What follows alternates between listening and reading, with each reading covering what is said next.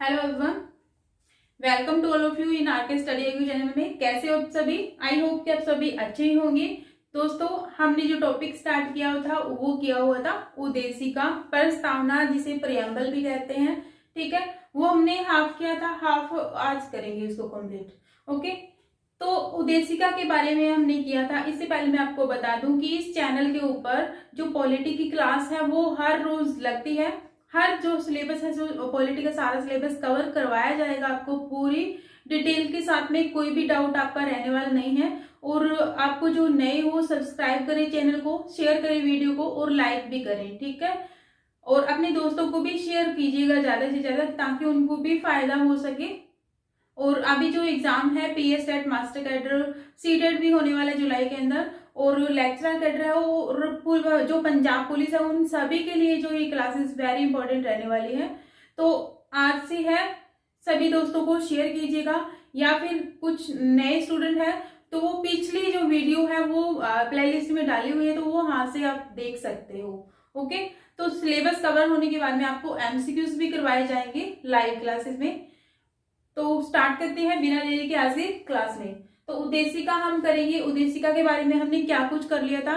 उद्देशिका मैंने आपको लिखवाई थी, भारत के लोग भारत को एक संपूर्ण प्रभुत्व संपन्न समाजवादी पंथ निरपेक्ष लोकतंत्रात्मक गणराज्य बनाने के लिए तथा उस समस्त नागरिकों में क्या सामाजिक, आर्थिक, राजनीतिक न्याय वह विचार, व्यक्ति विश्वास, धर्म और उपासना की स्वतंत्रता, ये हमने जो है उद्देशिका के बारे में किया था कि कितने प्रकार के न्याय मिलते हैं, स्वतंत्रता कितने प्रकार की है, किस किस को जो अवसर मिलता है। ठीक है, तो ये हमने किया था। उसके बाद में हमने किया था कि जो उद्देश्य प्रस्ताव है वो कौन लेकर आया था, जवाहरलाल नेहरू। और कब लेकर आए थे? 13 दिसंबर 1946 को लेकर आए थे।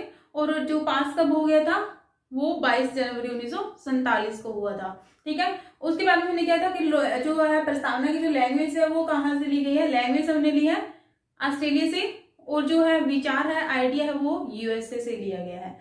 ये यहां तक हमने किया था कवर। तो आज हम करने वाले हैं कि जो उद्देशिका के अंदर संशोधन हुआ था वो कौन सा हुआ था। संशोधन हुआ था वो हुआ था 42वां संशोधन 1976 के अंदर। फर्स्ट अमेंडमेंट हुई थी फर्स्ट टाइम। ठीक है, फर्स्ट टाइम जो संशोधन हुआ था 42वां संशोधन 1976 में हुआ था। अब इस संशोधन के द्वारा संविधान में उद्देशिका के अंदर क्या ऐड किया गया था, इसमें हम देखेंगे कि उद्देशिका के अंदर जो 3 वर्ड ऐड किए गए थे वो कौन कौन से। पहला तो था समाजवादी, समाजवादी। दूसरा है धर्मनिरपेक्ष, धर्मनिरपेक्ष। और जो तीसरा वर्ड था वो है और अखंडता, अखंडता। तो ये संशोधन हुआ था उद्देशिका के अंदर। उद्देशिका में संशोधन करके ये 3 वर्ड ऐड किए गए थे। ठीक है, उद्देशिका के हम जो है अंदर क्या है संशोधन कर सकते हैं, उसमें कुछ नया ऐड कर सकते हैं, बट जो उद्देशिका में दिया हुआ है स्टार्टिंग से उसमें कुछ घटा नहीं सकते।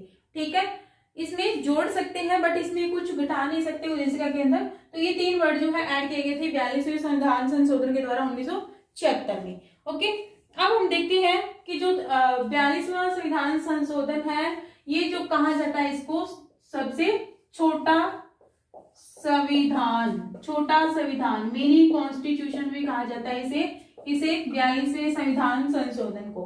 ओके, अब 42वां संविधान संशोधन हुआ था उस टाइम जो पीएम कौन थे? पीएम मीन्स प्रधानमंत्री कौन थे? तो वो थे श्रीमती इंदिरा गांधी, श्रीमती इंदिरा गांधी जी। और अगर हम बात करें कि प्रेसिडेंट कौन थे? प्रेसिडेंट तो वो थे फखरुद्दीन अली अहमद, फखरुद्दीन अली अहमद। ठीक है, तो हमें जो है वेरी इंपोर्टेंट जो पॉइंट है वो सभी पता होने चाहिए कि इसमें क्या क्या क्वेश्चन बन सकता है। 42वां संविधान संशोधन हुआ था तो उस टाइम छोटा संविधान इसे कहा जाता है। पीएम कौन थे? श्रीमती इंदिरा गांधी जी थी। और प्रेसिडेंट जो बोले तो फखरुद्दीन अली अहमद थे।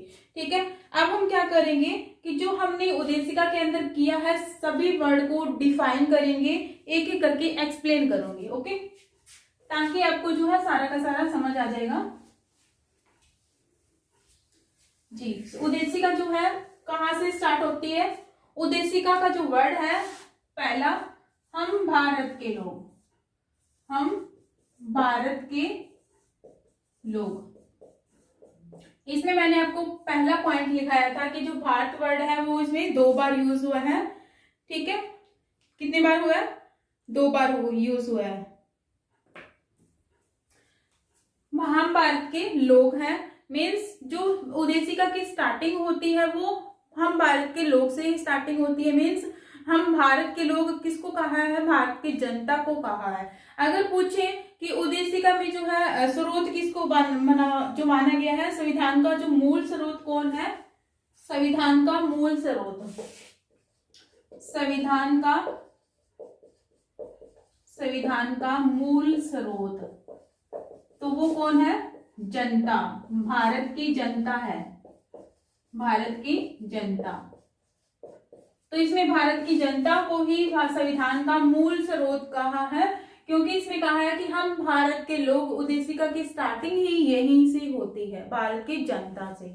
ओके, तो ये था जो सभी जो शक्तियों का केंद्र बिंदु होता है वो किसके अंदर? भारत की जनता के अंदर ही होता है, क्योंकि यही जो है जनता है, जनता ही जो है किसी पीएम को, किसी भी उम्मीदवार को इलेक्ट करती है, सिलेक्ट करती है। ठीक है, तो ये हम भारत की जो है लोग हैं वो काफी पावरफुल है।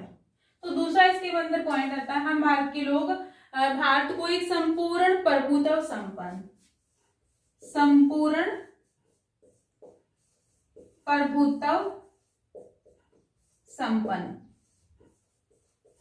ठीक है, तो ये वर्ड है, इसका क्या अर्थ है?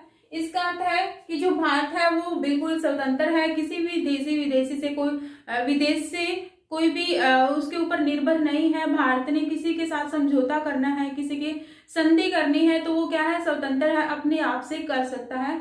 अगर कोई बाहर जाना है किसी ने तो वो क्या होता है?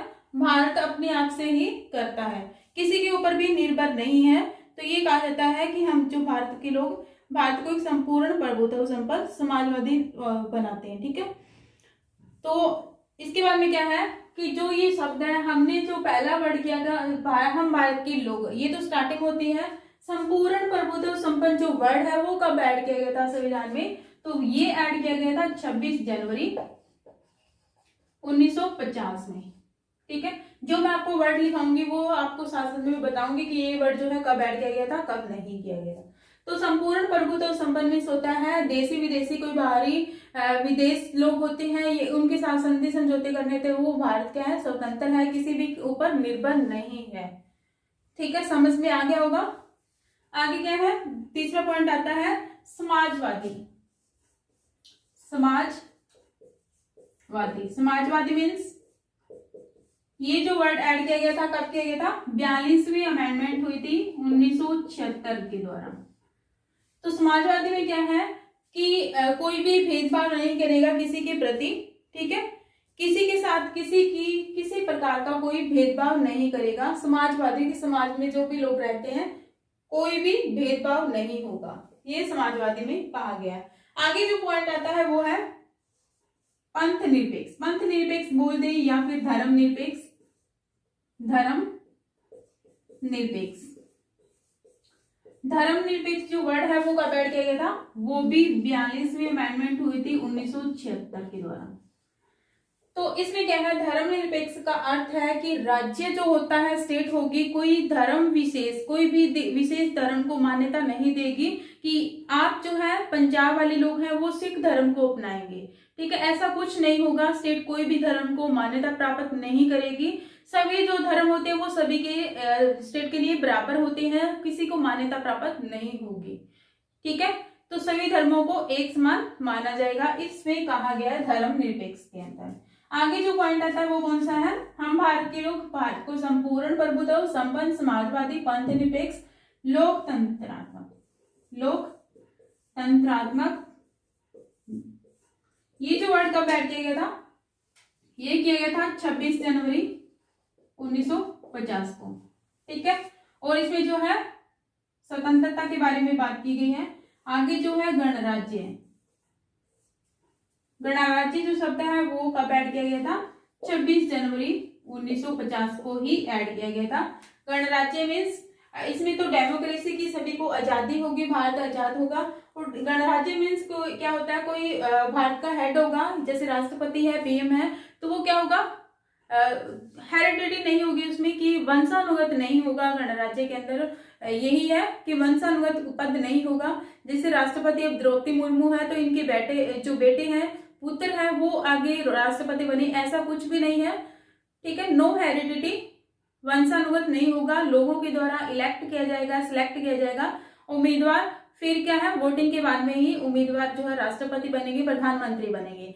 तो ये गणराज्य का अर्थ होता है। ओके, गणराज्य मीन्स क्या होता है, कोई भी व्यक्ति हेड है, राष्ट्रपति है, तो राष्ट्रपति का पुत्र ही नहीं, उत्तराधिकारी नहीं बनेगा। मीन्स कोई भी बनेगा तो सिलेक्ट होगा या फिर इलेक्शन के द्वारा चुना जाएगा, ये इसमें कहा गया है गणराज्य के अंदर।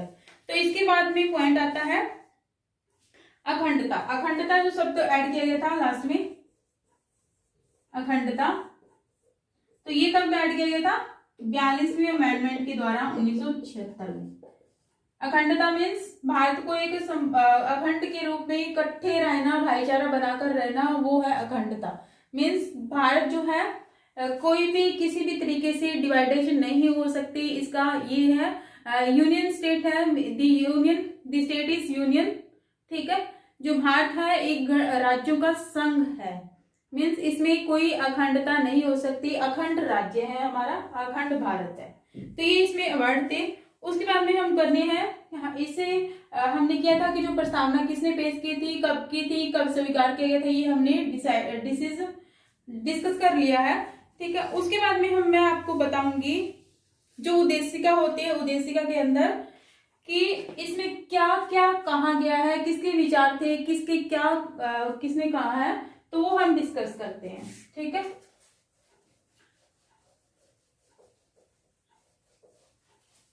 कुछ कथन कहे गए थे, कुछ वर्ड कहे गए थे, तो वो हम देख लेते हैं किसने क्या कहा था उद्देशिका के बारे में। एक क्या है, सबसे पहला पॉइंट आता है, क्या उद्देशिका जो है संविधान का अंग है या नहीं। ठीक है, तो क्या है पहला, क्या उद्देशिका संविधान का अंग नहीं है या नहीं। तो पहला इसमें केस आया था इन री बेरुवारी, ये जो केस आया था 1960 के अंदर। ठीक है, इन री बेरुवारी केस आया था 1960 के अंदर। तो इसमें सुप्रीम कोर्ट ने कहा था कि जो उद्देशिका है वो संविधान का अंग नहीं है। ठीक है, उद्देशिका जो है संविधान का अंग नहीं है। और क्या है ये, इसके जो है रहने या फिर न रहने से कोई भी फर्क नहीं पड़ता। और जो उद्देशिका है वो क्या है कि जिस संविधान में जो है स्पष्ट लैंग्वेज नहीं है, कोई संदिग्ध लैंग्वेज है, तो संविधान को समझने के लिए ये उद्देशिका यूज की जाती है। उसके बाद में क्या है, प्रस्तावना जो है संविधान का अंदरूनी भाग नहीं है। ये वर्ड जो इसमें कहे गए थे इस केस के अंदर, सुप्रीम कोर्ट ने अपने फैसले में कहा था इन री बेरुवारी केस में। ठीक है, तो ये समझते हैं, सुप्रीम कोर्ट ने कहा क्या कहा, पहला पॉइंट तो ये कहा कि जो उद्देशिका है वो क्या नहीं है, संविधान का अंग नहीं है, संविधान का अंग नहीं है, और इसके रहने या फिर न रहने से कोई फर्क नहीं पड़ता। दूसरा पॉइंट इसमें कहा गया था कि जो उद्देशिका है वो संविधान की अस्पष्ट, उद्देशिका संविधान की अस्पष्ट भाषा को जानने का माध्यम है,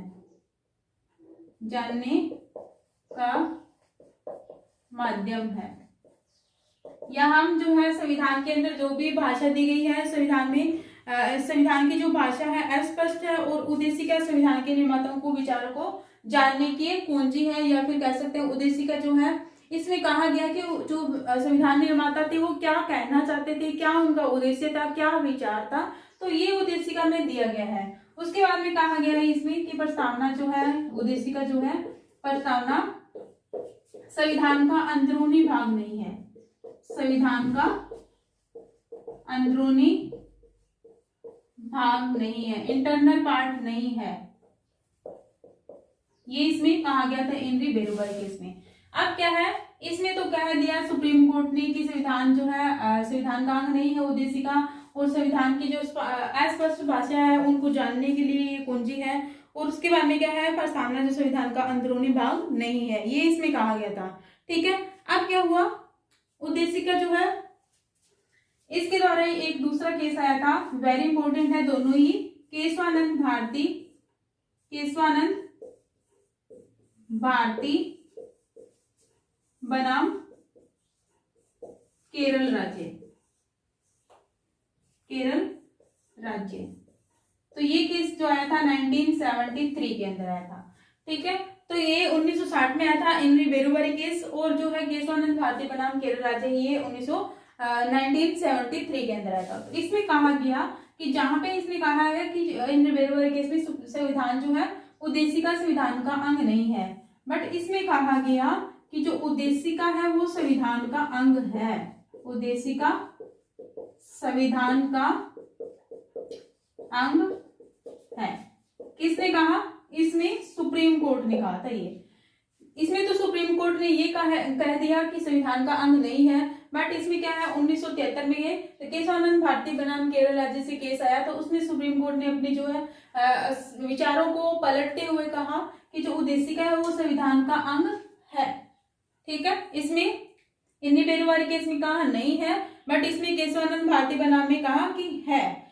ठीक है, उद्देशिका में जो दूसरी बात इसमें ये कही सुप्रीम कोर्ट ने कि उद्देशिका में जो है संशोधन किया जा सकता है, उद्देशिका में संशोधन किया जा सकता है, बट मूलभूत ढांचे के अलावा, मीन्स बेसिक स्ट्रक्चर को बिना छेड़े जो उद्देशिका में दिया गया है वो वही का वही रहेगा, बट कुछ नया ऐड करना है तो उसमें आप कर सकते हो।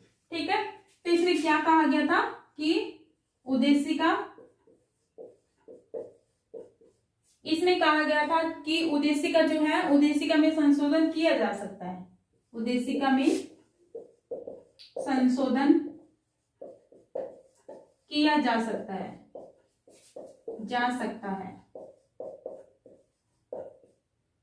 परंतु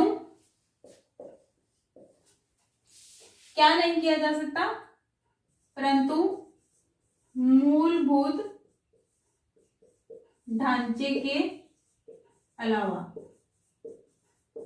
मीन्स बेसिक स्ट्रक्चर के अलावा।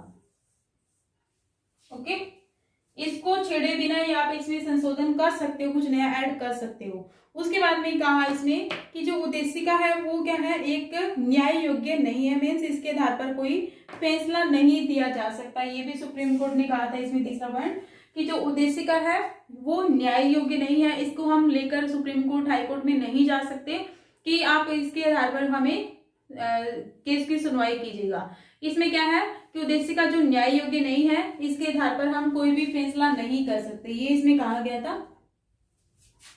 उद्देशिका, तीसरा पॉइंट इसमें कहा था कि उद्देशिका न्याय योग्य नहीं है, इसके आधार पर कोई फैसला नहीं दिया जा सकता। ठीक है, तो आप इन दोनों में से समझ सकते हो। इनरी बेरुबरी केस में कहा था सुप्रीम कोर्ट ने संविधान का अंग नहीं है उद्देशिका, इसमें कहा था कि उद्देशिका संविधान का अंग है। संविधान की जो है उद्देशिका जो है संविधान की अस्पष्ट जो भाषा है उनको जानने की कुंजी है, और प्रस्तावना जो है संविधान का अंदरूनी भाग नहीं है। इसमें कहा था कि संविधान जो है प्रस्तावना जो है संविधान का अंदरूनी भाग है उद्देशिका में, और इसमें कहा था कि संविधान में संशोधन किया जा सकता है बट मूलभूत ढांचे के अलावा, और उद्देशिका जो न्याय योग्य नहीं है इसके आधार पर हम कोई भी फैसला नहीं दे सकते, ये कहा था सुप्रीम कोर्ट ने। अब हम देखते हैं कि एक जो है और इसके बारे में क्या क्या कहा था किसी ने।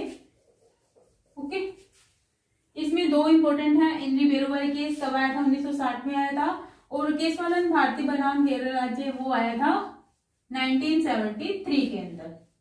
दोनों ही आपने याद रखने हैं। तो आगे हम देखते हैं वर्ड किसने क्या कहे थे। आगे पॉइंट आता है, एक जो थे न्यायमूर्ति हिदायतुल्ला थे, एम हिदायतुल्ला, इन्होंने क्या है गोलकनाथ केस बनाम था पंजाब राज्य, वो कब आया था, वो आया था 1967 में आया था। ठीक है, तो उसमें जो है हिदायतुल्ला ने कहा कि जो है उद्देशिका है वो संविधान की मूल आत्मा है, ये इसने कहा था। किसने कहा, एम हिदायतुल्ला। एम हिदायतुल्ला ने गोलकनाथ बनाम पंजाब राज्य, तो इसमें एम हिदायतुल्ला ने गोलकनाथ बनाम पंजाब राज्य में कहा इस केस में कहा कि ये जो है उद्देशिका क्या है, संविधान की मूल आत्मा है। ठीक है, ये संविधान की जो है मूल आत्मा है, तो ये किसने कहा था, वो हिदायतुल्ला ने कहा था। ठीक है, परंतु संविधान की जो है दिल और आत्मा, ये किसने कहा था, संविधान की दिल और आत्मा जो कहा था B.R. अम्बेडकर ने। किसको कहा था, मूल आत्मा तो कहा है हिदायतुल्ला ने उद्देशिका को, और अम्बेडकर ने जो कहा था संविधान की दिल और आत्मा, संविधान का दिल और हार्ट एंड सोल, दिल और आत्मा, इन्होंने किसको कहा था, वो कहा था आर्टिकल 32 जो है, आर्टिकल 32 को कहा था संवैधानिक उपचारों का। ठीक है, तो उसमें क्या है, संवैधानिक उपचारों के बारे में जो अधिकार था, तो आर्टिकल 32 को B.R. अम्बेडकर ने संविधान का दिल और आत्मा कहा है, वही हिदायतुल्ला ने उद्देशिका को संविधान की मूल आत्मा कहा है। इसमें आप समझने की कोशिश कीजिएगा, हिदायतुल्ला ने उद्देशिका को संविधान की मूल आत्मा कहा है, वही अम्बेडकर ने आर्टिकल 32 को संविधान का दिल और आत्मा कहा है। ठीक है, तो आपको इन दोनों में डिफरेंस पता लग गया होगा। आगे हम देखते हैं कि जो है इसके बाद में प्रस्तावना को संविधान की आत्मा कहा है किसने, ठाकुर भार्गव ने कहा था। ठाकुर भार्गव ने क्या कहा था, संविधान की आत्मा कहा है, किसको, प्रस्तावना को संविधान की आत्मा कहा है। आप कहोगे कि ये दो तीन जो सेम ही हो गए, तो इसमें ठाकुर भार्गव ने प्रस्तावना को संविधान की आत्मा कहा है, आत्मा सीधा, और इसमें जो हिदायतुल्ला ने क्या कहा है, मूल आत्मा कहा है, और संविधान का दिल और आत्मा किसने, आर्टिकल 32 को कहा है B.R. अम्बेडकर ने। ठीक है, तो आप इन तीनों को समझने की कोशिश करें। उसके बाद में क्या है, N.A. पालकी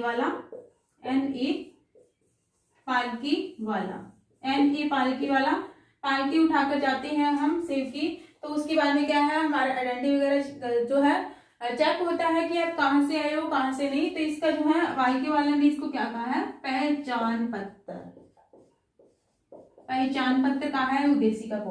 ओके, इसके बाद में आता है के एम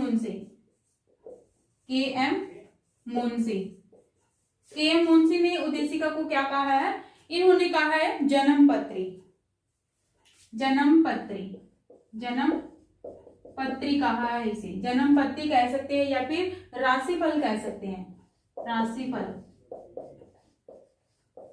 ओके, जन्म पत्री व राशिफल उद्देशिका को किसने कहा है, के.एम. मुंशी ने कहा है, N.A. पालकीवाला ने पहचान पत्र कहा है, ठाकुर भार्गव ने आत्मा कहा है संविधान की, और इसके बाद में एक पॉइंट आता है, उसको जो है अर्नेस्ट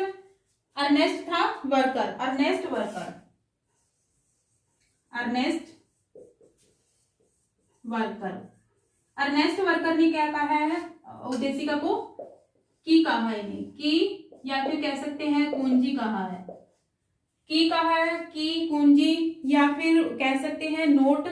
तो इन की नोट किसने कहा है? जो है अर्नेस्ट वर्कर ने कहा है। ठीक है, तो इसके बारे में हमने उद्देशिका के बारे में सारी जो है डिटेल्स आपको बताते हैं। किसने क्या कहा था? इनमें बेरोबर केस आया था 1960 में, वो उसके बाद में केशवानंद भारती केस आया था, उन्होंने कहा था उद्देशिका के बारे में। उसके बाद में क्या है, हिदायतुल्लाह ने गोलकनाथ पंजाब राज्य के अंदर क्या है, इस केस के अंदर कहा था कि उद्देशिका जो है संविधान की मूल आत्मा है। और बी आर अम्बेडकर ने दिल और आत्मा किसे कहा है? आर्टिकल 32 को कहा है। ठाकुर भार्गव ने जो प्रस्तावना को क्या है? संविधान की आत्मा कहा है। और उसके बाद में एन ई पालकेवाला ने पहचान पत्र कहा है, के एम मुंशी ने जन्म पत्र या फिर राशिफल, और अर्नेस्ट वर्कर ने कीनोट या फिर कुंजी कह सकते हैं। ओके, तो जितना भी उद्देशिका के बारे में था हमने डिस्कस कर लिया है। आपको अच्छी लगी वीडियो तो प्लीज चैनल को सब्सक्राइब करें, वीडियो को लाइक करें और शेयर कीजिएगा। ठीक है, thank you so much for watching.